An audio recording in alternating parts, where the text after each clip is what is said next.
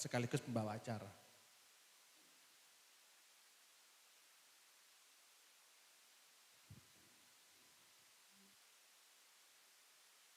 Baik, bismillahirrahmanirrahim. Assalamualaikum warahmatullahi wabarakatuh.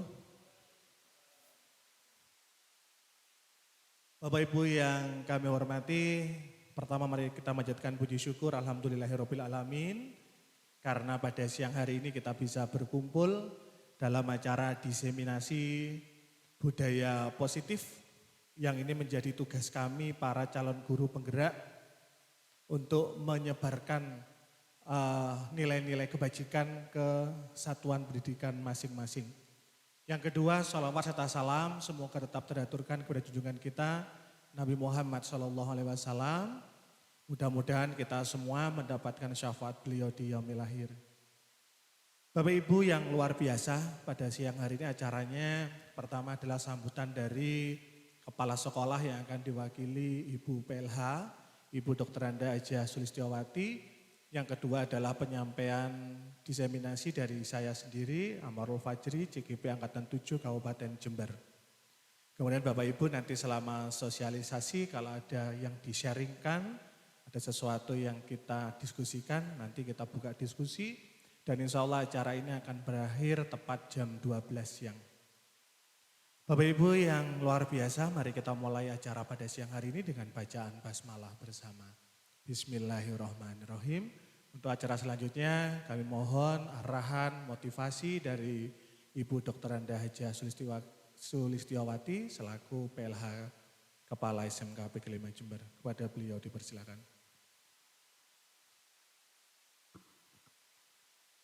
Assalamualaikum warahmatullahi wabarakatuh. Salam sejahtera dan damai selalu untuk kita semua. Yang terhormat Bapak Amarul Fajri sebagai guru penggerak yang nantinya menyampaikan diseminasi tentang budaya positif. Yang terhormat juga Bapak Ibu sekalian yang hadir di ruang ini. Pertama, marilah kita panjatkan puji syukur kehadirat Allah Subhanahu wa Ta'ala, yang mana di siang ini kita bisa berkumpul dalam keadaan sehat walafiat, dan sholawat serta salam tetap kita curahkan kepada junjungan kita Nabi besar Muhammad SAW beserta keluarga, sahabat dan para pengikutnya. Di sini saya mewakili Bapak Kepala Sekolah ingin menyampaikan ucapan terima kasih kepada Bapak Ibu yang hari ini sudah memenuhi undangan kami. Kita sebagai guru akan berperan penting sebenarnya, berperan penting untuk membentuk siswa, membentuk generasi muda lebih baik, lebih berkualitas, lebih bertanggung jawab. Dalam hal ini generasi muda yang berkualitas itu yang bagaimana kita harus paham. Karena kalau kita tidak paham untuk generasi muda yang cerdas itu yang bagaimana, pastinya kita proses mendidik atau proses membuat anak seperti itu tidak tahu arah kan gitu ya. Makanya kita harus pahami dulu generasi yang cerdas itu yang bagaimana. Kalau menurut saya generasi yang cerdas itu adalah generasi yang berakhlak mulia, itu yang utama. Berakhlak mulia yang pernah dituangkan di kurikulum ya, itu di KIKD atau apa itu, berakhlak mulia.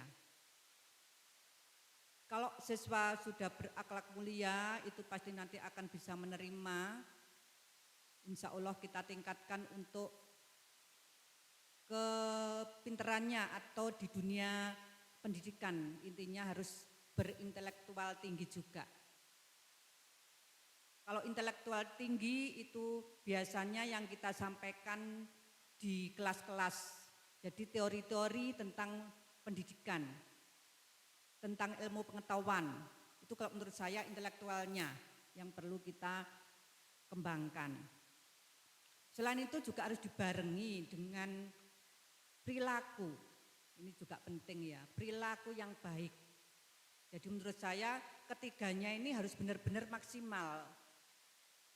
kita berikan kepada anak-anak. Jadi selama ini kalau kita berpendapat kalau namanya anak sekolah itu biasanya kita kan lebih ke ini, lebih mengedepankan intelektualnya saja, seolah-olah seperti itu. Padahal mestinya dari ketiga yang saya sampaikan tadi harus sama-sama itu, harus sama-sama maksimal. Kita selalu mengedepankan intelektual, tapi tentang akhlak, tentang perilaku tidak kita perhatikan, apa gunanya kalau menurut saya seperti itu.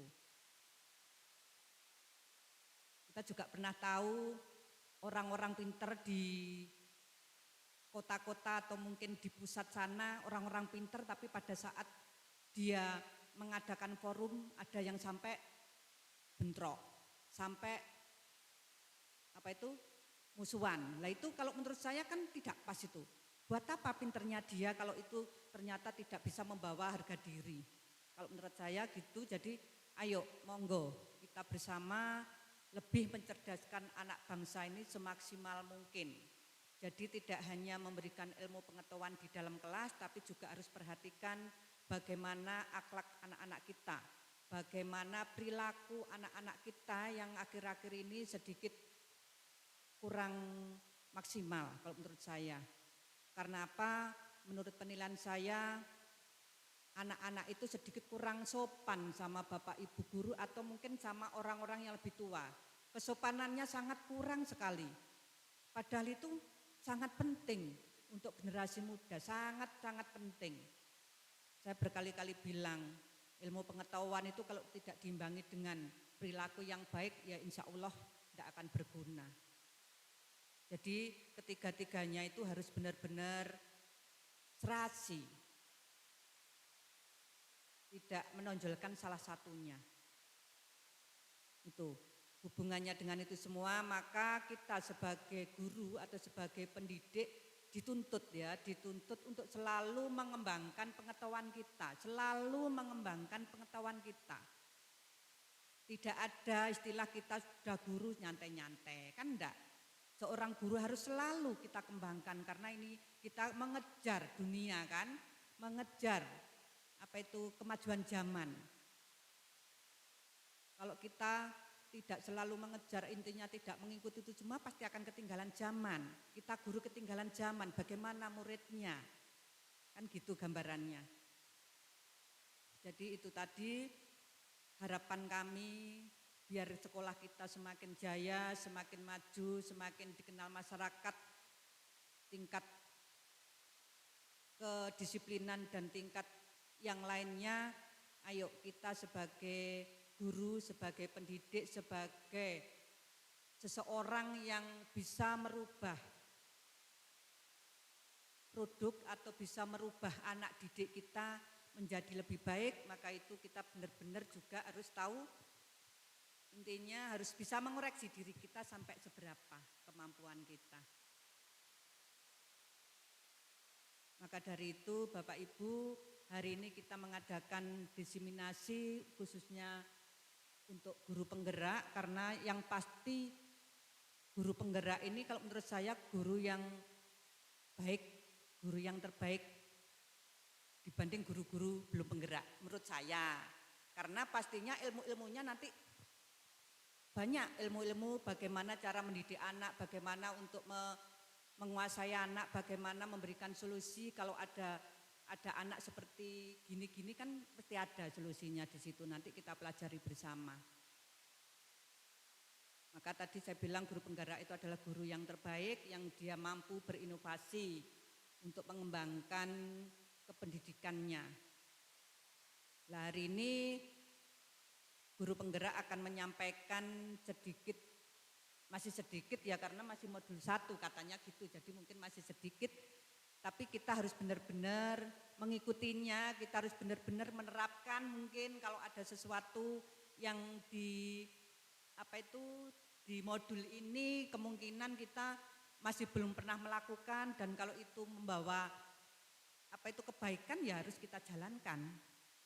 Jadi kita sebagai guru jangan sampai guru yang kurang inovatif atau guru yang kuno lah intinya gitu. Jadi harus mengikuti perkembangan zaman. Maka dari itu Bapak Ibu monggo nanti kita ikuti bersama, kita diskusi bersama dengan apa yang disampaikan oleh Bapak Amarul hubungannya dengan modul yang sudah diterima oleh Bapak Amarul, dan memang tugasnya Pak Amarul setelah menerima modul yang dipelajari harus disampaikan kepada rekan kerja. Itu memang wajib seperti itu. Tidak hanya rekan kerja di dalam sekolahan itu sendiri, mungkin ke lembaga lain ya Pak. Ke lembaga lain itu juga bisa nanti disampaikan oleh Pak Amarul kalau memang lembaga lain membutuhkan, ya pastinya membutuhkan untuk yang belum PKE apa itu, guru penggerak, belum guru penggerak itu. Mungkin hanya itu Bapak Ibu yang perlu saya sampaikan, kurang lebihnya mohon maaf, dan semoga pertemuan kali ini nanti hasilnya akan membawa kita lebih baik karena tujuan utamanya itu bisa menghasilkan output atau menghasilkan lulusan yang berkualitas, Itu penekanan saya akhiri, wassalamualaikum warahmatullahi wabarakatuh. Terima kasih disampaikan ke Ibu Dr. Anda Haja Sulisowati atas motivasi dan lain sebagainya. Mudah-mudahan menjadi motivasi buat kita, buat saya pribadi dan untuk kita semua, untuk lembaga tercinta. Kepada Ibu Haja Sulis, kalau ada kepentingan lain boleh meninggalkan ruangan. Bapak Ibu saya izin di depan ya. Kalau duduk enggak enak. Bapak Ibu, kita ada semacam yayal untuk guru penggerak. Kalau saya ngomong guru penggerak, jenengan menjawab tergerak, bergerak, menggerakkan. Tergerak berarti tergerak hatinya, bergerak kita mau ada perubahan, menggerakkan kita mampu menggerakkan orang lain ke arah yang positif. Siap Bapak Ibu? Guru penggerak, tergerak, bergerak, menggerakkan.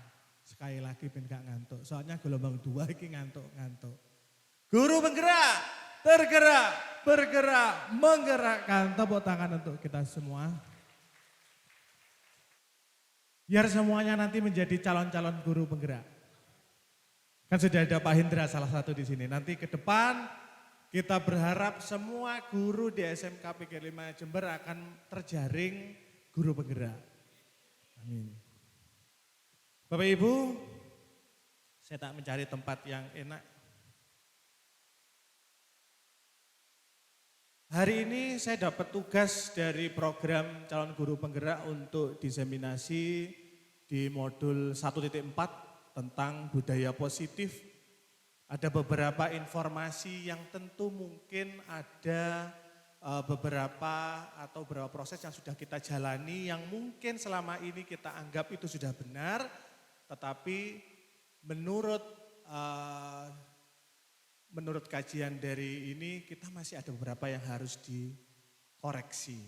Hal itu yang menjadi motivasi dari kementerian bahwa ada program guru penggerak ini benar-benar bagaimana pendidikan di Indonesia ini semuanya berpusat atau berpihak kepada siswa, itu tujuannya. Ini selaras dengan pemikiran Kiai Hajar Dewantoro yang sudah beberapa lalu kita sampaikan ke panjenengan semua. Bapak Ibu perlu diketahui untuk modul guru penggerak atau calon guru penggerak ini ada 4 modul, ini masih modul 1, masih ada modul 2, 3, dan 4 dan akan berakhir insya Allah di bulan Juli. Saya baru nanti selesai bulan Juli, kalau diberikan kelancaran akan diwisudanya nanti di bulan Juli Agustus untuk guru penggerak, mudah-mudahan diberikan kelancaran. Jadi kalau hari ini masih modul 1 berarti informasi yang saya terima juga masih 25% dari keseluruhan program. Hari ini tujuannya adalah tidak ada saya yang lebih tahu atau lebih pinter, tidak, tapi kita hari ini adalah sharing bagaimana membawa SMK kita ini sesuai dengan harapan dari kementerian. Bapak Ibu yang luar biasa, budaya positif hari ini yang akan saya sampaikan adalah tentang budaya positif, yaitu disiplin positif. Ini senada dengan SMK kita. yang Bapak Kepala Sekolah tadi diwakili oleh Ibu Sulis menyampaikan bahwa disiplin ini adalah branding dari SMK kita. Ternyata disiplin ini harus menjadi disiplin positif. Berarti mungkin nanti ada beberapa yang harus kita revisi sedikit demi sedikit apa yang kurang benar. Tetapi realnya adalah disiplin ini tujuannya sama. Kita tujuannya juga disiplin, mendisiplinkan anak-anak. Disiplin positif adalah proses pembelajaran. Tentu ini adalah pendekatan ketika kita mendidik anak untuk mengontrol diri dan pembentukan kepercayaan diri. Berarti di situ ada 2 poin ketika sebuah disiplin itu untuk mengontrol diri dan membentuk kepercayaan diri. Di SMK pas sekali ini. Ketika anak-anak sudah bisa menjalankan kedisiplinan, bisa mengontrol diri, kan poinnya kita untuk berdisiplin itu anak-anak untuk bisa mengendalikan dirinya sendiri kan. Ketika sudah terkendali maka akan terbentuk sebuah confidence, kepercayaan diri. Disiplin, kalimat ini berbeda dengan hukuman. Ternyata kata disiplin itu berbeda dengan hukuman. Apakah yang kita laksanakan selama ini adalah hukuman atau sebuah disiplin? Nah ini perlu penyamaan persepsi. Jadi berbeda sekali dengan hukuman meskipun disiplin sering diterapkan dengan menggunakan teknik hukuman. SMK kita sudah beberapa tahun terakhir tidak menjalankan hukuman. Bahasanya sudah bukan hukuman, bukan suruh push up, tidak. Sekarang sudah arahnya bukan memberikan hukuman, disiplin anak-anak. Tapi merupakan sebuah tanggung jawab. Ketika Anda melakukan hal ini, apa konsekuensinya? Nah itu kan yang terjadi di SMK kita. Ini sudah mulai betul. Disiplin dimaknai menjadi sesuatu yang dilakukan seseorang pada orang lain untuk mendapatkan kepatuhan. Disiplin waktu maka kita juga harus patuh dengan waktu.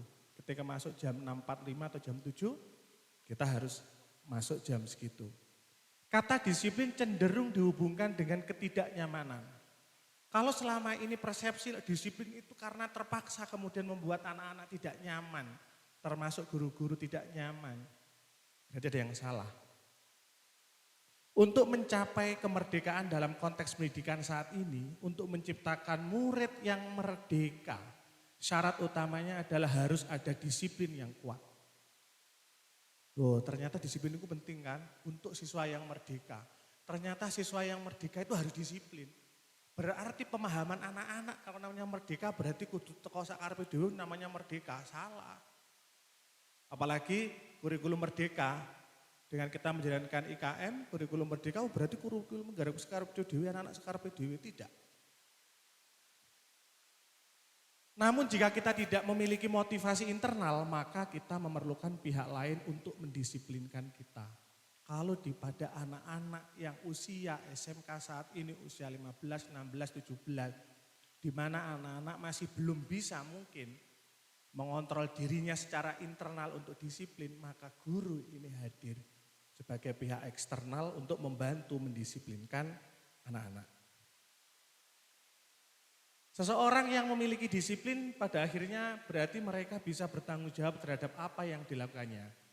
Karena mereka mendasarkan tindakan mereka pada nilai-nilai kebajikan. Setuju mboten panjenengan? Dengan kalimat ini setuju apa enggak? Seseorang yang memiliki disiplin pada dirinya berarti bisa bertanggung jawab terhadap apa yang dilakukannya. Setuju nggih? Berarti ketika misalkan kita ketika mengajar, misalkan harus jam ngajarnya jam 8, maka kita kan juga harus disiplin jam 8 mengajar kan? Berarti dengan disiplin itu secara tidak langsung berarti kita bertanggung jawab apa yang akan kita lakukan. Nilai-nilai kebajikan yang diyakini, sepakati yang dicapai oleh setiap anak Indonesia dikenal dengan profil pelajar Pancasila. Endingnya guru penggerak, IKM semuanya akan muaranya nanti adalah menciptakan siswa-siswi atau pelajar yang berprofil pelajar Pancasila. Ini yang dikuatkan di dalam diri anak-anak. Karena dengan profil pelajar Pancasila di dalamnya murid-murid ini akan berkarakter, berdisiplin, kemudian santun, jujur, peduli, tanggung jawab, kemudian menjadi pembelajar sepanjang hayat. Ini adalah beberapa komponen-komponen yang tujuannya dari program kurikulum Merdeka dan Guru Penggerak. Harapannya ke depan anak-anak itu siswa-siswa yang berkarakter. Karakternya karakter ketimuran, kemudian disiplin, on time, ketika menjadi tanggung jawab atau tugasnya A dia bertanggung jawab, santun, jujur, peduli dengan orang lain, dan tanggung jawab. Saya kira ini menjadi tujuan yang kita sepakat dengan hal ini. Bapak Ibu, ini ada teori atau pendapat dari Dr. William Glasser dalam teori kontrol. Tujuannya kita sebagai guru ini harus mengubah paradigma belajar kita. Dari stimulus respon ke pendekatan teori kontrol. Sekarang kita buktikan dari dua kolom ini. Kita ini masuk ke stimulus respon atau teori kontrol. Yang pertama, apa selama ini menganggap kebutuhan setiap orang ini sama? Kebutuhan setiap siswa itu sama? Nah, iya jawabannya. Selama ini kita mengajarnya kan ya wis, kita mengajar ayo untuk satu kelas. Betul enggak? Anak-anak semuanya butuh bahasa Inggris, karena saya ngajar bahasa Inggris. Butuh saya kasih materi ini untuk bisa. Yang kedua teori kontrol, ternyata kebutuhan kita berbeda, termasuk kebutuhan anak-anak itu juga berbeda. Ini harus dipahami dulu. Di mindset kita harus kita tanamkan bahwa kebutuhan kita ini berbeda. Maka kita tidak boleh menyamakan kebutuhan kita. Yang kedua, semua orang melihat hal yang sama. Kita melihat orang nuntun sepeda pancalnya mungkin. Semua orang kan melihatnya seperti itu. Tetapi ternyata yang benar itu setiap orang melihat gambaran berbeda. Mungkin saya melihatnya, oh paling bedanya gembos ikut dituntun. Mungkin Pak Anton melihatnya, mungkin capek mancal dia makanya dituntun. Mungkin Bu Elita melihatnya bedanya rusak paling dituntun. Ya kan? Saya berbuat A mungkin. Itu orang itu akan melihatnya secara berbeda-beda. Yang ketiga, kita mencoba mengubah orang agar berpandangan sama dengan kita. Ini yang sering terjadi. Aku pokoknya karepku koyo ngene kabeh kudu manut. Saya kalau punya program ini semuanya harus ikut. Kita harus ubah. Kita berusaha memahami pandangan orang lain tentang dunia. Kita kasih kesempatan orang itu berpendapat. Kita menghargai pendapat orang itu, tidak boleh disamaratakan. Berikutnya, perilaku buruk dilihat sebagai suatu kesalahan. Ketika orang lain melakukan kesalahan langsung dijustis. Itu kayak gini sih, dueling-eling sampai seumur hidup. Kita rubah mindsetnya. Semua perilaku memiliki tujuan. Mungkin si A dengan berbuat itu punya tujuan. Mungkin ketika Pak guru, bu guru itu ndak masuk, kita ndak boleh justice. Oh pancen paling wongnya males nih, paling kelemah-keleman. Paling ini ya, ndak boleh. Ndak boleh di justice. Harus berpositif thinking, ditelepon. Butuhnya apa enggak budal? Oh lara untu, ternyata sakit. Begitu. Berarti semua perilaku itu memiliki tujuan. Kita tidak boleh menjustice. Itu merupakan sebuah kesalahan. Karena nanti ada materi setiap orang itu melakukan kesalahan itu hal yang wajar. Orang lain bisa mengontrol saya, ini harus dihilangkan. Tapi kita sendiri harus mengontrol diri kita sendiri. Kita tidak boleh mengontrol orang lain. Tapi kita sendiri yang bisa mengontrol diri sendiri. Untuk berbuat disiplin. Pemaksaan ada pada saat bujukan gagal. Berikutnya kolaborasi dan konsensus menciptakan pilihan-pilihan baru. Yang terakhir model berpikir menang kalah. Wong urip ku lah gak menang ya kalah, ndak boleh. Orang hidup harus menang, lah gak menang ya kudu menang. Itu yang harus ditanamkan untuk anak-anak. Jadi tidak ada kata gagal di anak-anak. Isinya harus sukses, sukses, sukses, sukses, sukses. Karena itu kan menjadi motivasi awal. Ini tadi sudah beberapa, tinggal ini.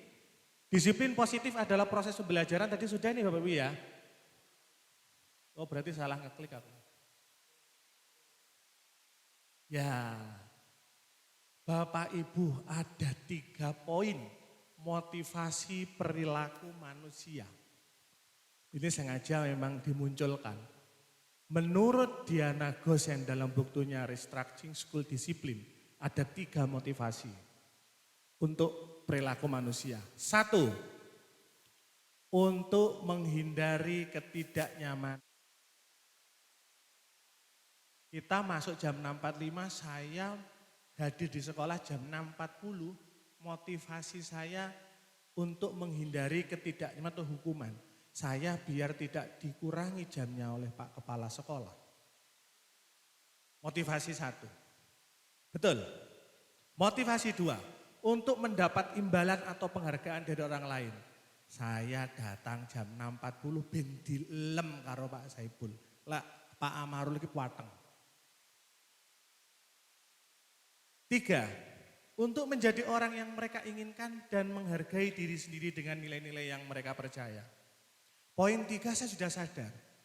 Saya bergabung di SMK Prima, saya dikasih tugas mengajar jam pertama, saya bertanggung jawab tentang apa yang ditugaskan kepada saya, maka saya hadir jam 6.40. Itu yang poin ketiga. 1, 2, 3. Ini menurut Diana Gosen. Kalau jenengan ada yang keempat, sampaikan. Nanti saya tulis. Menurut jenengan. Perilaku manusia. Pertanyaannya untuk refleksi diri yang pertama. Sebagai seorang guru, saat Anda hadir mengajar di kelas tepat waktu, motivasi apa yang mendasari tindakan Anda? Pak Anton jawab Pak. Berdiri Pak. Biar kena video. Iya. Sebagai seorang guru saat Anda hadir mengajar di kelas tepat waktu, motivasi saya yaitu namanya guru Pak, digugu dan ditiru. Kalau kita hadir tepat waktu di sekolah dengan selalu hadir tepat waktu sesuai dengan jam kita ngajar, di kelas juga pulangnya sesuai dengan jam pulang, itu berarti kita mendisiplinkan diri kita sendiri. Karena apa? Kalau setidaknya kalau ketika saya memulangkan anak sebelum jam pulang, itu kan melanggar sesuatu yang sebenarnya tidak kita inginkan. Di luar kebiasaan saya. Iya, orang matematika kan agak saklek gitu. Saklek piye? Kudu on time. Harus on time, kalau on time, on time. Kalau satu ya satu gitu. Tapi berarti lebih untuk bertanggung jawab tentang tugasnya ya Pak? Iya, karena emang kalau ada tujuan tertentu Pak. Karena emang kalau kita mendisiplinkan anak-anak tujuannya bukan ketika kita mengajar aja.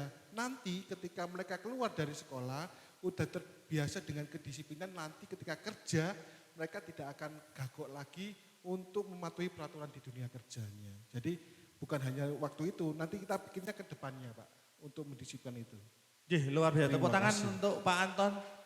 Jawabannya luar biasa, memang Bapak Ibu guru semuanya luar biasa. Yang kedua, bila di sekolah Anda tidak ada peraturan yang mengharuskan Anda untuk datang tepat waktu, tidak ada peraturan. Tapi jenengan ngajar jam 8, tapi tidak ada aturan main guru kudu datang tepat waktu. Kemudian tidak ada surat teguran bagi guru yang datang terlambat. Kepala sekolah tidak pernah mengeluarkan surat teguran. Ditambah lagi tidak ada atasan yang memuji Anda. Kepala sekolah juga kira memuji sampean, bojo balik juga ada dipuji. Apakah Anda akan tetap datang tepat waktu untuk mengajar murid-murid Anda? Jelaskan alasan Anda. Saya minta Bu Ayun dong, guru senior. Berdiri Ibu. Terima kasih. Menurut saya ya dengan aturan yang seperti itu tetap kalau saya ya bagi saya itu suatu hal yang wajib karena ada pertanggungjawaban ya. Yang pertama sama dengan Pak Anton karena guru itu digugu dan ditiru, itu yang pasti nomor satu. Yang kedua kalau menurut saya ke atas pertanggungjawabannya. Jadi tidak melulu ke pimpinan, teman dan sebagainya. Yang terpenting pertanggungjawaban kita itu ke atas. Kalau ingin apa yang kita peroleh itu mendapatkan keberkahan, ya menurut saya itu kita jalani. Karena apa ya, sesuatu yang kita kerjakan kedepannya ada pertanggungjawaban di atas. Nah kalau wali murid siswa itu belajar di sini berarti kan orang tua mempercayakan kepada kita. Nah itu yang perlu kita garis bawahi, berarti kita melaksanakan amanah dari mereka. Mungkin itu dari saya. Tepuk tangan untuk Ibu Ayun. Jadi memang untuk bertanggung jawab, kemudian pertanggungjawaban ke Tuhan Yang Maha Esa karena wali murid memberikan amanah buat kita semua. Luar biasa semuanya. Pertanyaan ketiga, refleksi ketiga. Menurut Anda dari ketiga jenis motivasi tadi, poin 1, poin 2, poin 3, Bapak Ibu ya. Motivasi manakah yang saat ini paling banyak mendasari perilaku murid-murid Anda di sekolah? Dibalik sekarang. Anak-anak ini mengerjakan berperilaku setiap harinya itu motivasinya kira-kira motivasi yang mana? Bapak Ibu ada yang menjawab, angkat tangan dulu atau langsung? Pak Robit, silakan Pak, berdiri. Sekarang kita balik anak-anak ini berperilaku setiap hari ini kira-kira motivasinya apa? Yang paling banyak menurut jenengan? Terima kasih Pak Amarul karena ini sekarang pertanyaan dibalik dan saya sendiri selaku guru matematika Pak, kalau menurut saya anak-anak melakukan istilahnya dari ketiga motivasi tadi menurut saya yang pertama. Tapi semoga ini tidak menjadi kelanjutan Pak. Karena yang pertama tadi adalah untuk menghindari hukuman. Karena terus terang ketika, mohon maaf sebelumnya kalau ini mungkin tidak sesuai dengan aturan. Karena saya selaku guru matematika, kalau tadi Pak Anton bilangnya saklek, memang saklek tapi dalam hal yang positif. Karena beberapa waktu yang lalu memang ada hal yang saya sampaikan ke anak-anak terkait, yaitu tadi, kalau misalkan datang usahakan harus tepat waktu, nek ogak nanti ada konsekuensi. Nah akhirnya dengan seperti itu mungkin mindsetnya anak-anak berarti aku lek teko iki bin gak dikongkon iki. Nanti akhirnya ke anak-anak mikirnya berarti aku kudu teko untuk menghindari hukuman itu tadi. Terima kasih. Tepuk tangan untuk Pak Robit. Bapak Ibu yang luar biasa, kalau kita cermati betul yang dikatakan Pak Robit, betul apa enggak? Anak-anak kebanyakan melakukan atau berperilaku setiap harinya, berperilaku disiplin karena untuk menghindari hukuman. Ini yang menjadi PR kita, bagaimana ke depan anak-anak kita ini disiplin yang datang dari dalam dirinya. Bukan karena takut hukum. Sepakat dulu Bapak Ibu ya? Oke lanjut. Bagaimana caranya? Nanti di sini ada. Kita dengarkan dulu. Ini 5 kebutuhan dasar manusia yang mungkin nanti akan ada kaitannya dengan lain siswa. Sebagainya. Ketika guru memahami kebutuhan apa yang mendasari perilaku murid dan guru berusaha menuntun dan mendukung murid dalam memenuhi kebutuhannya secara positif, pada hakikatnya guru tersebut ibarat seorang petani yang sedang berusaha memahami kebutuhan masing-masing tanaman. Dan ia berusaha memenuhi kebutuhan tanaman tersebut agar dapat tumbuh dengan subur dan maksimal.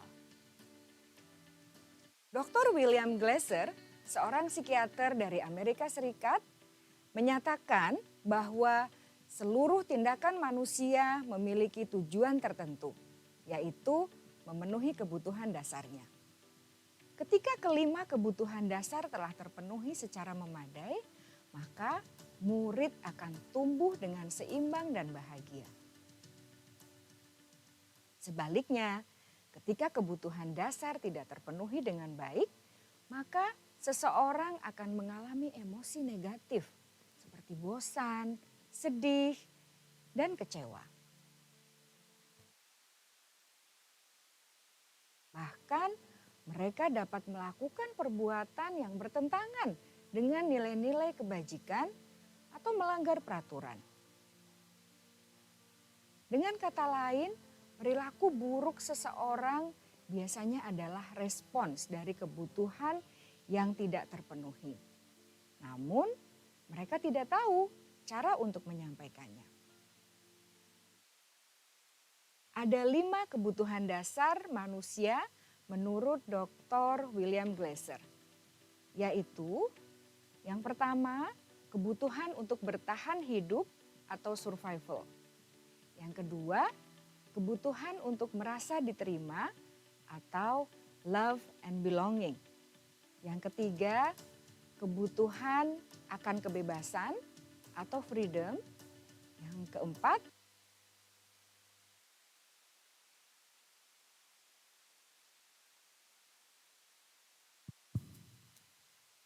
Jadi Bapak Ibu kita lanjutkan, berarti ada 5 kebutuhan dasar yang pertama dasar adalah kebutuhan manusia. yang bersifat Yang tadi disampaikan mungkin berarti anak-anak atau kita sendiri melakukan pelanggaran terhadap peraturan, itu ada kebutuhan-kebutuhan yang tidak atau belum terpenuhi dan tidak bisa cara menyampaikannya. Ternyata menarik ya, anak-anak kok bisa melanggar aturan iki, kok tidur, tidak mengerjakan tugas, terlambat. Ternyata ada kebutuhan-kebutuhan. Ini yang pertama adalah kebutuhan bertahan hidup. fisiologis untuk bertahan hidup atau survival. Misalnya kesehatan, rumah, dan makanan. Kebutuhan biologis sebagai bagian dari proses reproduksi termasuk kebutuhan untuk tetap bertahan hidup. Kebutuhan untuk merasa aman juga termasuk dalam kebutuhan ini.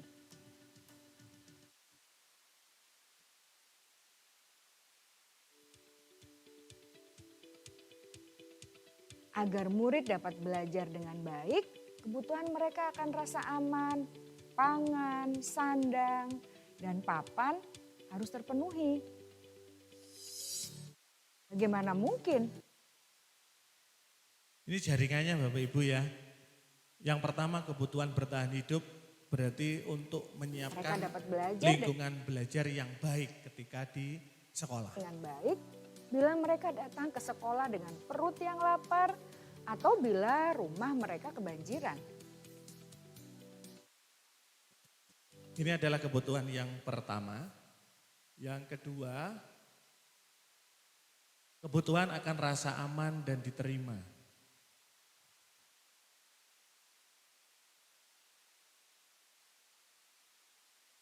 Internetnya agak Yang error. semuanya berhubungan dengan psikologis. Mari kita lihat kebutuhan yang kedua, yaitu kebutuhan akan perasaan diterima oleh kelompok atau komunitasnya, atau kebutuhan love and belonging. Kebutuhan meliputi keinginan untuk tetap terhubung dengan orang lain seperti teman, keluarga, teman kerja, dan kelompok di mana kita tergabung. Setiap murid ingin menjadi bagian yang berharga dari kelas dan juga sekolah. Yang digarisbawahi Bapak Mereka Ibu. juga ingin diterima oleh orang lain dan kelompoknya. Bahkan murid yang terlihat paling cuek pun jauh di dasar hatinya pasti ingin merasa diterima. Sebagai guru seharusnya kita dapat menerima murid kita apa adanya, sesuai dengan kodratnya. Karena setiap murid adalah unik. Mereka memiliki kekuatannya masing-masing sehingga guru seharusnya bisa menciptakan kesempatan untuk murid berkolaborasi dan memiliki ikatan emosi satu sama lain. Murid-murid yang memiliki kebutuhan yang besar untuk merasa diterima, biasanya mereka belajar karena suka pada gurunya. Dan mereka juga suka bekerja dalam kelompok.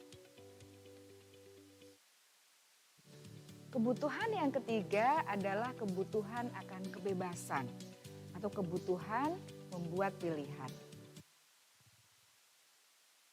Kita potong videonya untuk ketiga, kebebasan. Tapi Ketiga yang adalah kebutuhan kedua tadi bisa diambil garis bahwa yang kedua tadi ingin diterima. Setiap anak itu merasa ingin diterima di kelasnya. Kan begitu? Ada kalimat lagi tadi, anak-anak suka dengan gurunya. Nah, berarti kita harus menjadi guru-guru yang disukai murid. Tapi bukan berarti disukai murid itu kemudian tidak ngajar, nilainya 100 semua gitu, tidak. Tapi bagaimana kita punya ikatan emosional dengan siswa. Yang ketiga, kebutuhan akan kebebasan. Nah, ini mungkin anak-anak SMK lebih ke sini. Kebutuhan yang keempat adalah kebutuhan akan kesenangan. Bayangkan Bapak Ibu, hidup tanpa rasa senang. Betapa menyedihkannya. Glasser menghubungkan kebutuhan adalah kebutuhan Yang ketiga ini akan sudah ya? kebebasan. Belum, Atau ini yang ketiga kebutuhan kebebasan dulu. membuat pilihan. Ini anak-anak SMK Murid dari poin ini. harus diberi kesempatan untuk membuat pilihan dan bertanggung jawab atas pilihan yang mereka telah ambil. Memberi mereka kebebasan bukan berarti membiarkan mereka melakukan apa saja yang mereka mau, melainkan lebih memberi mereka kesempatan untuk membuat pilihan, menyuarakan pendapat mereka dengan percaya diri, dan memberi mereka kesempatan untuk mencoba hal-hal yang baru. Pembelajaran dengan metode yang beragam dan menarik juga akan memenuhi kebutuhan murid tentang kebebasan ini. Pembelajaran berdiferensiasi di mana Yang kebebasan Bapak Ibu kita garis bawahi bahwa murid itu dikatakan bebas bukan berarti mereka melakukan apa yang mereka inginkan. Tapi lebih bagaimana anak-anak itu bebas untuk memilih sebuah pilihan, berdiskusi dengan kelompok, berkolaborasi. Ini yang kebebasan. Untuk yang keempat. kebutuhan yang keempat adalah kebutuhan akan kesenangan. Bayangkan Bapak Ibu, hidup tanpa rasa senang. Betapa menyedihkannya. Glasser menghubungkan kebutuhan akan kesenangan dengan belajar. Jangan sepelekan kebutuhan murid untuk merasa senang di kelas. Sebagai guru, jangan ragu-ragu untuk dengan sengaja memasukkan kegiatan yang menyenangkan dalam kelas. Murid-murid dengan kebutuhan dasar kesenangan yang Bapak Ibu yang keempat, kebutuhan akan kesenangan. Kita sharing, Bapak Ibu yang dilaksanakan panjenengan untuk membuat anak-anak senang dalam kelas seperti apa? Angkat tangan Bapak Ibu. Monggo Bu Angga. Terima kasih atas waktunya. Saya langsung sedikit bercerita. Ketika murid-murid membutuhkan akan kesenangan ini memang penting. Jadi kadang kita kan kalau di kelas mayoritas teori, kemudian mengerjakan tugas-tugas dan lain sebagainya. Yang kemarin-kemarin sudah saya lakukan terutama di kelas 3, kelas 2 masih belum. Ini salah satu contoh yaitu saya mengadakan game yang berkelompok, kemudian di game itu disesuaikan dengan materi yang ada. Jadi misalkan anak-anak disuruh membuat satu kata yang berhubungan dengan kewirausahaan, kemudian kelompok lain yang menebak. Ada beberapa tipe gamenya, kemudian untuk pemenangnya diberikan hadiah. Kadang saya belikan makanan yang di kantin gitu, terus yang kalah disuruh ada hukumannya, tapi hukumannya itu untuk menyenangkan teman-teman yang lain. Jadi disuruh menyanyi atau menari secara berkelompok di depan kelas. Dan ketika itu sudah saya laksanakan, kadang-kadang anak-anak nagih lagi. Bu lagi Bu, jangan pelajaran. Sebenarnya ini ada sedikit pelajarannya, tapi mereka kan tidak menyadari karena rasa senang mereka dengan adanya game ini. Jadi kedepannya mungkin hal-hal itu yang harus kita masukkan, tidak melulu teori. Kadang anak kalau sudah teori, materi, malah banyak yang tidur. Itu yang saya terapkan. Terima kasih. Tepuk tangan untuk Ibu Angga. Menjadi tanggung jawab tugas kita bersama membuat keadaan kelas menyenangkan. Bapak Ibu, kalau jenengan pas ngajar misalkan 3 jam terakhir, kemudian anak-anak sudah kelihatan seperti jenengan seperti ini, capek, ngantuk, apa yang Bapak Ibu lakukan untuk membuat kelas itu menyenangkan? Katanya Pak Faizin senam. Senam ya Pak? Pak Faizin pernah menjalankan itu? Hah? Belum. Ada lain Bapak Ibu? Senam itu juga bagus untuk ice breaking kan? Yel-yel. Pak David sudah menjalankan itu? Oke, sini Pak David maju ke depan. Iya, tepuk tangan untuk Pak David dulu. Yel-yelnya seperti apa Pak? Coba, ini dianggap ini menjadi anak-anak. Tadi kan sudah apa? Kayak guru penggerak, tergerak, bergerak, menggerakkan. Kayak gitu Pak. Ya. Jadi kalau di seni budaya itu ada kayak saya mau tampil tari setelah selesai ataupun bagaimana gini. Salam budaya Indonesia gitu Pak. Dilaksanakan, kita praktekkan. Jadi nanti ketika kulo mengutarakan salam budaya dengan budaya Indonesia. Ngoten nggih.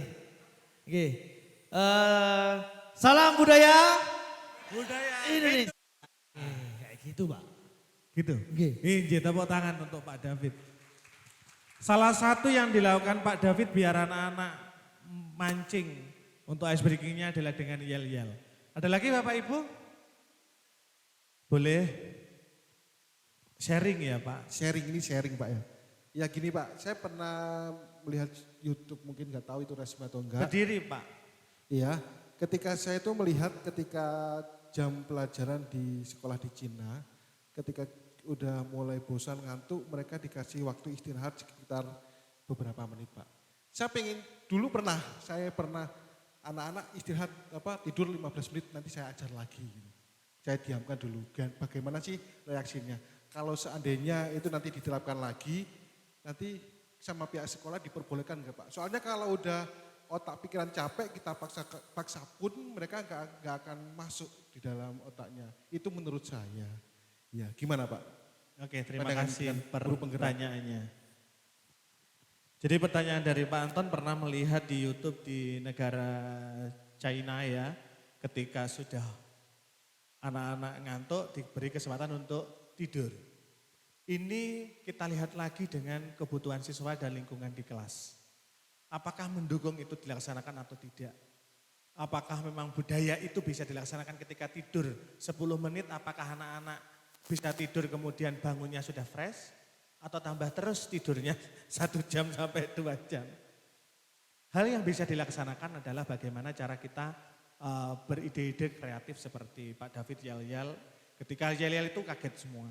Bisa juga dengan senam. Ini kan ngantuk semua. Coba kita berdiri semua Bapak Ibu.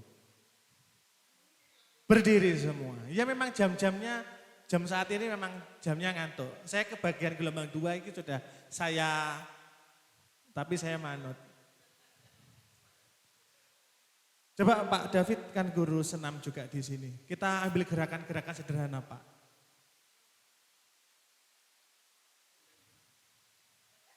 Ayo Pak, biar tidak ngantuk ini kita laksanakan di kelas juga. Dengan gerakan-gerakan dasar saja Pak. Tangan dilentangkan, Bapak Ibu ayo. Tidak cukup, bisa agak geser. Pak Anton agak ke sana. Baik, ini bisa kita laksanakan di kelas ya. Kemudian tangannya 1, 2, 3, 4, 5, 6, 7, 8. Wah, 3, 4, 5, 6, 7, 8. 1, 2, 3, 4, 5, 6, 7, 8. Tuh, 2, 3, 4, 5, 6, 7, 8. Baik, tepuk tangan dulu buat kita semua. Setidaknya dengan begitu anak-anak yang ngantuk kan terus berdiri. Ya, untuk biar berpikiran anak ini dialihkan ke gerakan-gerakan seperti itu. Setidaknya akan mengurangi senam yang ruwet-ruwet. Oke, Bapak Ibu seperti itu. Yang berikutnya, yang kelima adalah kebutuhan tentang penguasaan. Penguasaan. Atau power. Setiap murid memiliki kebutuhan untuk merasa kompeten, terampil, diakui pencapaian dan keterampilannya, didengarkan, bisa membuat dampak dan pengaruh, dan memiliki. Yang kelima, anak-anak ternyata butuh pengakuan.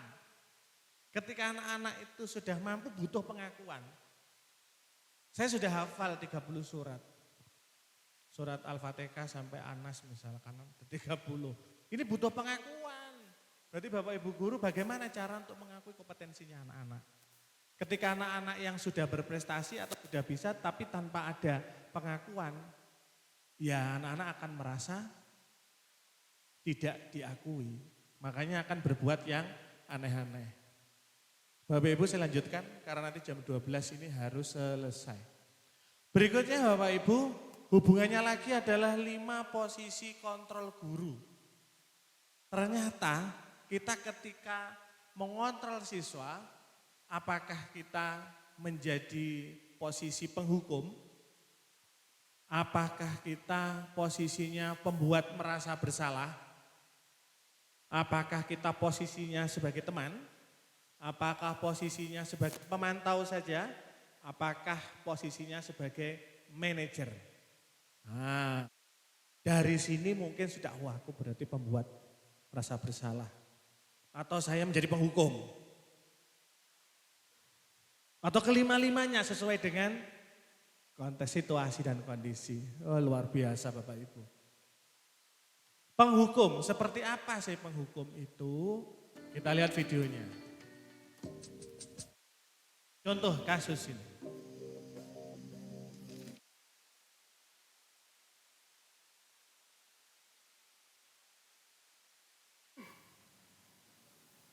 Sini kamu.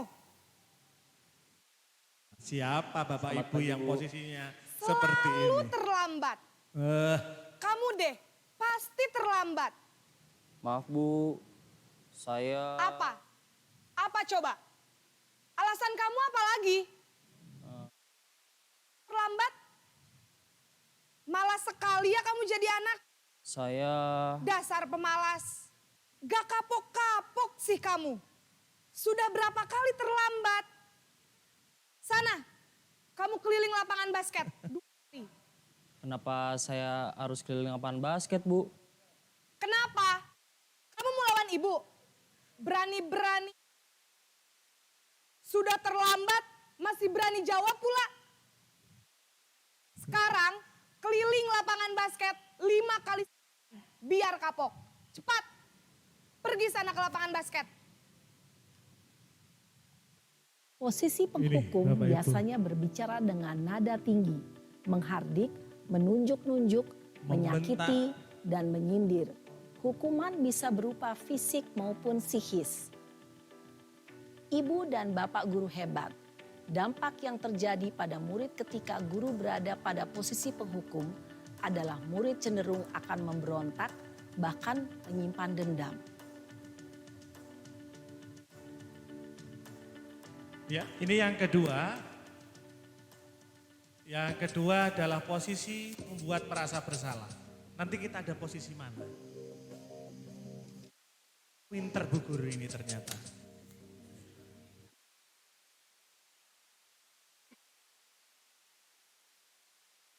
Iya. Seperti ekspresi murid kita. Selamat pagi, Bu. Naren, kamu kenapa terlambat lagi, Nak? Ya Tuhan, Naren. Kamu senang ya bikin ibu susah ya? Nah itu. Kalau kamu terlambat lagi, nanti ibu yang ditegur bapak kepala sekolah, Nak. Disangka ibu tidak bisa membina kamu. Duh, gimana ini? Maaf, Bu. Duh Gusti Naren. Kamu suka ya kalau ibu ditegur bapak kepala sekolah? Terus sekarang ibu harus tulis apa ini di buku absen? Nah, ada sebagian kita seperti Ini kamu sudah sering terlambat loh. Ibu harus apa coba? Maaf, Bu. Maaf sekali. Ya sudah, lain kali jangan bikin ibu susah lagi ya, Nak ya. Ibu tidak akan kuat lagi kalau kamu begini terus. Bisa jantungan kalau ibu ditegur bapak kepala sekolah. Sana cepat ke kelas. Maaf ya, Bu. Maaf sekali. Iya. Kadang-kadang kita kan seperti itu ya. Posisi pembuat rasa bersalah Kita lihat. berbicara dengan nada tenang, cenderung lembut. Namun kata-kata yang diutarakan membuat murid merasa menjadi orang yang gagal. Memandang buruk dirinya sendiri, merasa tidak berharga, dan tidak sanggup membahagiakan orang lain. Ketika guru mengambil posisi pembuat rasa bersalah, murid akan menganggap dirinya yang bersalah dan ia akan menyimpan emosi negatif tersebut di dalam dirinya. Salah lagi secara emosionalnya siswa. Kalau sebagai teman kita lihat, nanti kita posisinya sebagai apa yang benar. Coba didelok di sini. Kita lihat. Naren,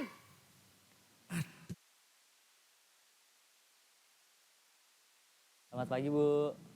wah sudah jam berapa ini, Nak? Terlambat sayang. Iya, Bu. Habis ibu saya lupa bangunkan saya, Bu. Kamu malah menyalahkan ibu kamu. Bumi ini kayaknya begini. Kamu bukannya anak yang larinya paling kenceng. Kok terlambat sih? Iya, Bu. Saya memang terlambat bangun tadi. Jadi biarpun saya lari kencang, tetap gak kekejar, Bu. Ya sudah sana, nanti lain kali larinya lebih kenceng lagi ya. Biar gak terlambat lagi. Bikin seneng ibu, demi ibu. Bisa kan? Bisa lah, Bu. Ya sudah sana masuk kelas. Ibu beresin urusan absen kamu. Kamu ini ada-ada saja. Kita Dalam lihat. posisi teman, guru berbicara dengan nada suara ramah, akrab, cenderung bersenda gurau untuk menjaga suasana tetap santai. Murid akan merasa senang, aman, dan akrab dengan guru. Identitas yang tercipta adalah identitas sukses atau berhasil. Namun perlu diingat, karena ini masih dorongan eksternal, maka ada faktor ketergantungan dari murid kepada orang tertentu. Di sini guru absennya, Iya. sehingga di lain waktu murid bisa berperilaku baik, namun hanya kepada Iya, orang-orang pada tertentu orang-orang saja. tertentu saja. Tidak ke semuanya. Ya. Kalau sebagai pemantau, kita lihat Bapak Ibu. Mantau.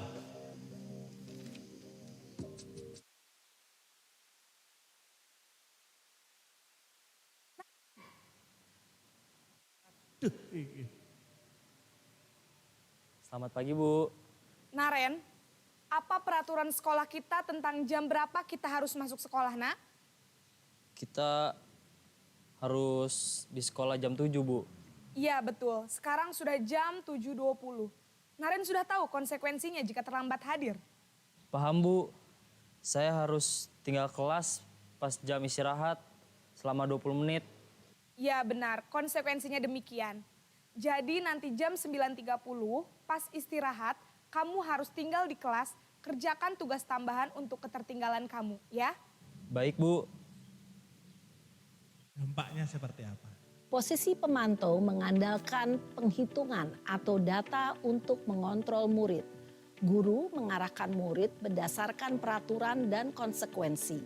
Seorang pemantau menunjukkan bahasa tubuh dan ekspresi wajah yang datar dan cenderung formal.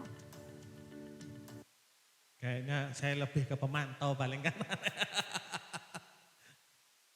Kita lihat yang posisi berikutnya. Manajer.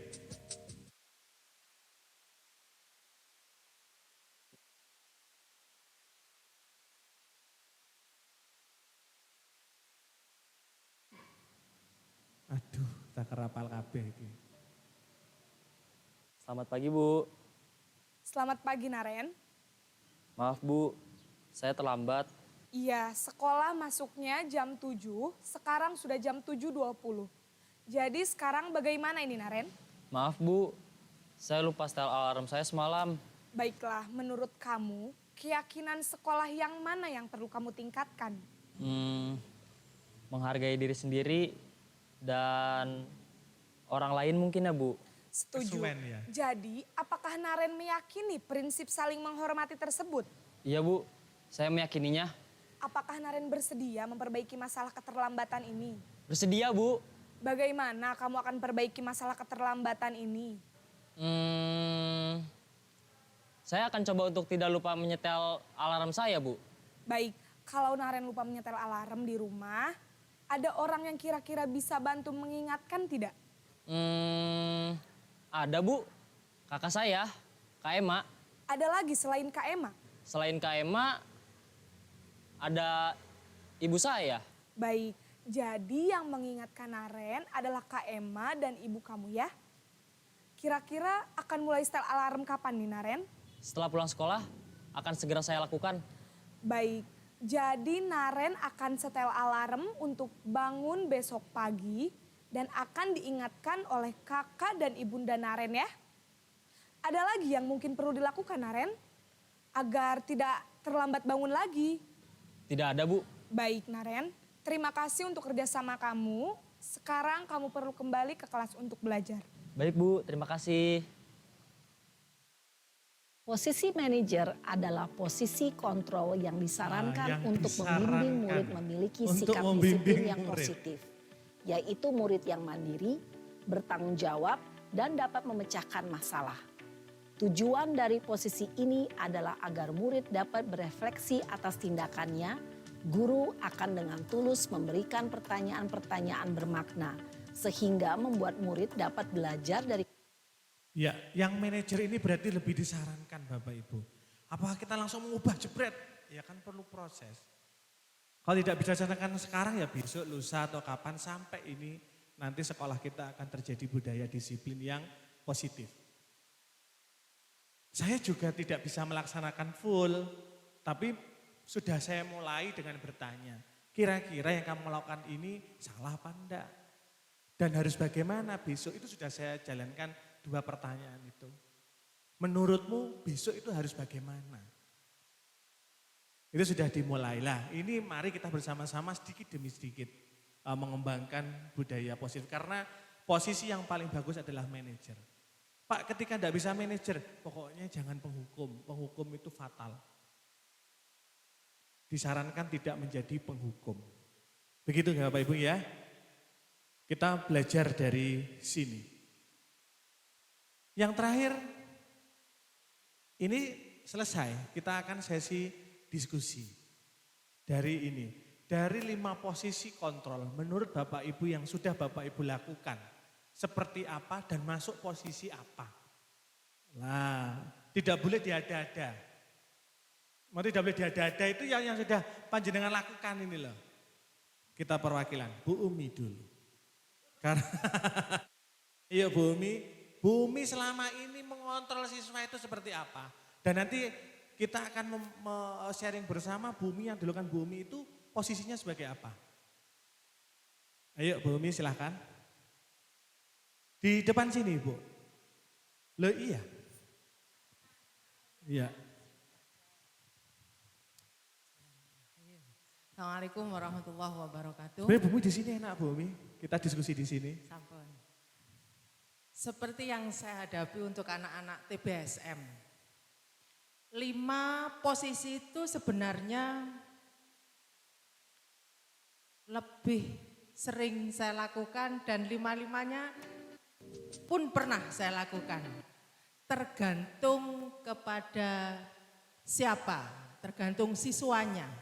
Kadang saya pernah menghukum anak-anak untuk push up. Kemudian dari push up besoknya kembali lagi, tidak berefek jera. Kemudian saya membuat di satu anak itu pembuat merasa bersalah. Pernah saya lakukan dengan cara merefleksi anaknya. Coba kamu ingat-ingat apa yang sudah kamu lakukan sehingga Bapak Ibu guru dan BP memanggil orang tua.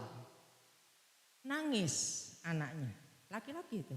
Enggak apa-apa laki-laki menangis enggak masalah. Saya gitu kan. Alhasil tetap.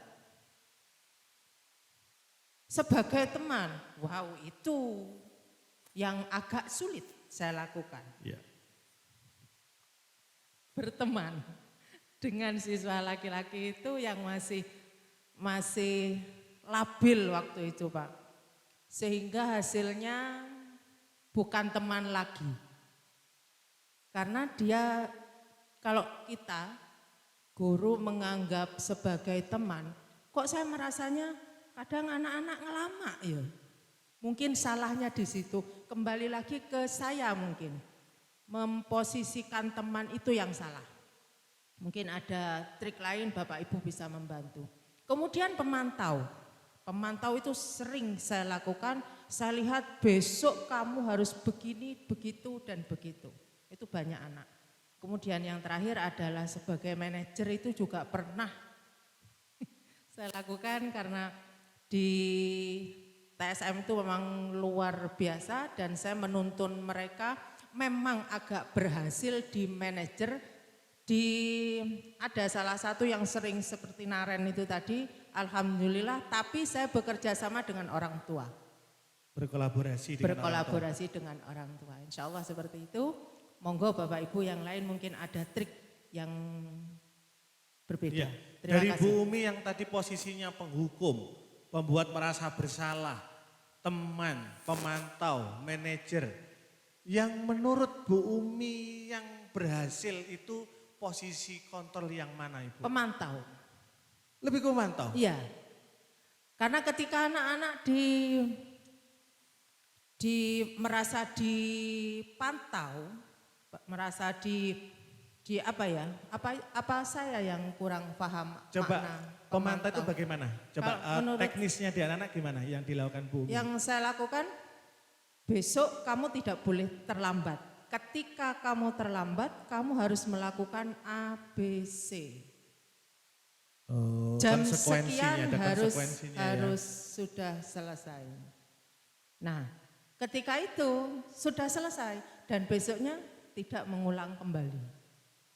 Tetapi mungkin takut ada konsekuensinya konsekuensi itu. Tapi yang manajer, mungkin antara pemantau dan manajer itu yang mungkin sekarang terfokusnya ke sana.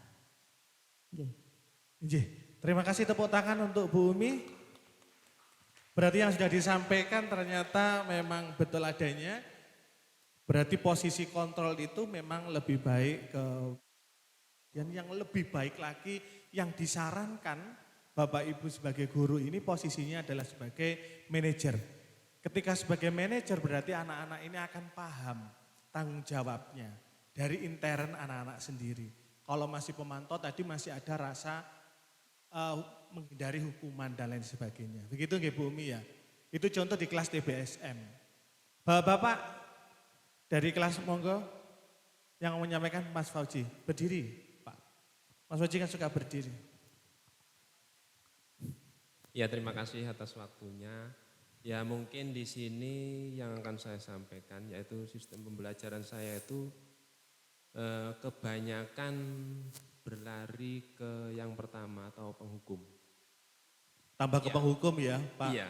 Tapi di sini bukan hanya penghukum, tapi di sini ada pembuat merasa bersalah, teman, pemantau, manajer semuanya ada. Tapi di situ ada tingkatan mana yang lebih saya lakukan atau sering lakukan di situ. Nah, di sini bahwa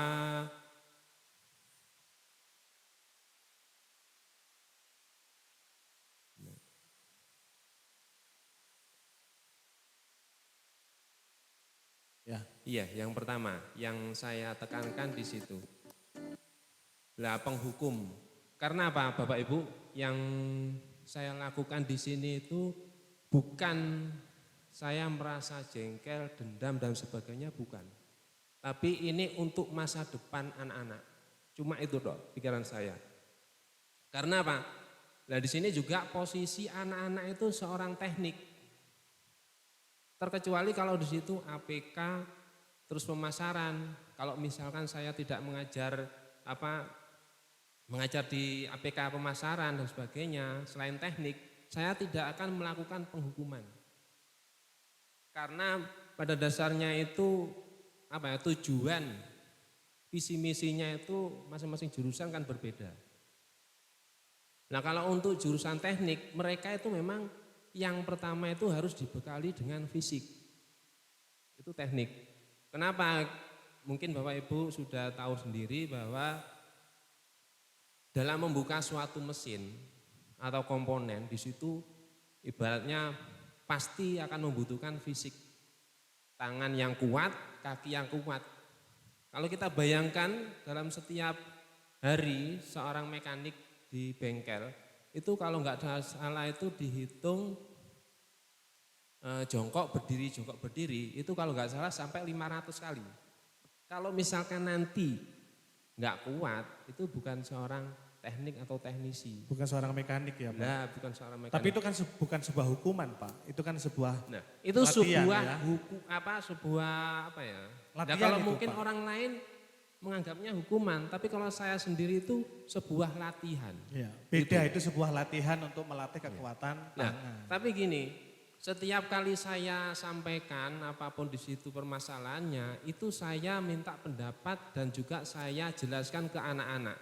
Tidak serta-merta langsung memberi punishment atau hukuman itu tadi. Enggak ada alasan, itu tidak. Jadi semuanya itu memang harus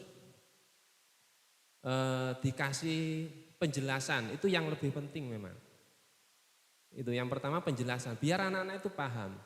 Terus tentang di situ itu memang masalah hukuman. Terus tadi apa poin yang ada merasa bersalah. Nah, yang merasa bersalah itu adalah bukan mereka itu menyalahkan anak-anak, bukan, tapi mereka itu biar merasa bertanggung jawab, itu aja. Oh, beda lagi bukan? Iya, beda. Jadi mereka itu salah karena nantinya bisa bertanggung jawab. Bukan kita itu menyalahkan seperti itu, bukan. Tapi mereka nantinya diwajibkan untuk bisa bertanggung jawab dan mandiri. Ya, seperti itu. Jadi memang yang kami lakukan itu yang pertama memang hukuman. Memang saya juga seorang teknik, ya memang tahu yang kedepannya untuk anak-anak itu tahu. Itu.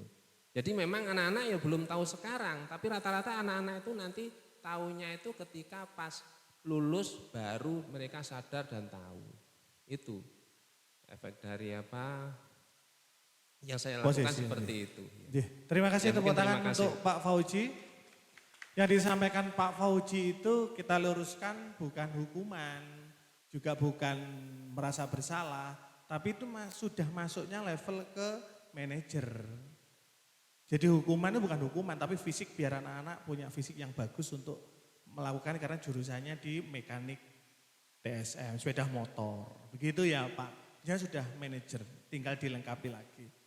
Bapak Ibu yang terakhir adalah tentang segitiga restitusi. Ini yang harus sebenarnya ini yang bisa kita laksanakan. Ini sarannya dari sana seperti itu. Yang pertama adalah validasi tindakan yang salah.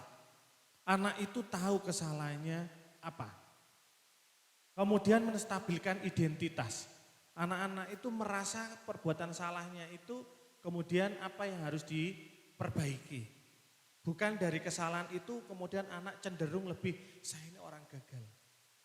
Kalau ada muncul anak itu tiba-tiba berpikir, oh saya ini orang gagal berarti saya ini anak yang bodoh, saya ini anak. Itu yang kita gagal, enggak boleh. Jadi ketika menstabilkan identitas ini kita pastikan anak-anak itu memahami apa yang dilakukan itu adalah salah dan itu bisa diperbaiki. Dan berbuat salah itu bisa dilakukan oleh siapapun. Yang tidak boleh itu ketika salah dilakukan salah lagi, dilakukan salah lagi itu tidak boleh. Tapi ketika kita melakukan kesalahan satu, kita belajar dari kesalahan itu, kita perbaiki, itu yang betul. Bukan berarti bahasa salah itu wajar, salah yang berkali-kali, bukan. Tapi ketika anak berbuat salah pertama kali, itu adalah biasa dilakukan oleh orang lain juga. Yang ketiga adalah menanyakan keyakinan. Ketika si anak itu melakukan itu, kita kembalikan keyakinan atau peraturan yang sudah dibikin di sekolah atau di kelas. Bahasanya ini adalah keyakinan kelas. Bahasa kita adalah peraturan kelas, tidak boleh peraturan. Nanti kita pindah menjadi keyakinan nanti dengan bertambahnya waktu. Keyakinan kelasnya apa? Oh tidak boleh hadir jam 7 lebih keyakinannya. Anak itu paham, oh saya sekarang hadir jam 7 lebih, menurut keyakinan ini tidak benar. Menurut keyakinan ini salah. Berarti besok saya harus begini untuk tidak melakukan kesalahan yang sama. Ini yang perlu kita laksanakan Bapak Ibu. Sepakat ya Bapak Ibu ya? Posisi kontrolnya berarti kita disarankan posisi manajer. Itu yang harus disepakati. Disiplin harus tetap kita laksanakan. Tapi disiplin yang positif. Begitu ya Bapak Ibu ya? Sudah ada yang ditanyakan lagi? Ada yang disaringkan lagi? Cukup Bapak Ibu? Cukup nggih? Bapak Ibu, demikian tadi diseminasi dari saya, Amrul Fajri, CGP Angkatan 7 Kabupaten Jember untuk SMK PGRI 5 Jember tentang modul 1.4 budaya positif. Dan nanti untuk modul berikutnya akan kami sampaikan kembali kepada Anda semua. Saya dan Pak Fuad ini adalah belajar, jadi masih jauh, masih banyak kekurangan-kekurangannya, kita sama-sama belajar. Saya mohon maaf apabila ada salah kata, ada hal-hal yang tidak berkenan, dan terima kasih atas kehadiran panjenengan semua. Saya akhiri, Assalamualaikum warahmatullahi wabarakatuh. Guru penggerak, tergerak, bergerak. Semua. Bapak Ibu nanti jam 1.